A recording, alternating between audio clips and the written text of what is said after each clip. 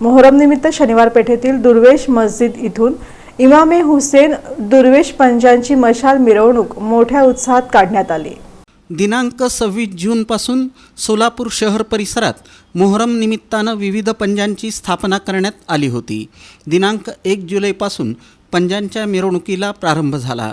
दरम्यान बुधवारी मोहरम कमिटीचे अध्यक्ष मकबूल मोहोळकर यांच्या नेतृत्वाखाली पहाटे 5 वाजता आणि सायंकाळी 7 वाजता शनिवार पेठेतील दुर्वेश मस्जिद इथून इमामे हुसेन दुर्वेश पंजाची मशाल मिरवणूक मोठ्या उत्साहात काढण्यात आली।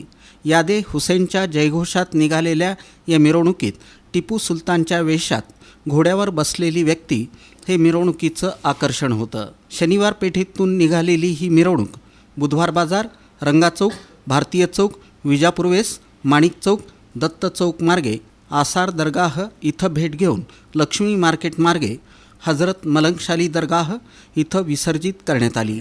या मशाल मिरवणुकीनं मोहरमची सांगता झाली।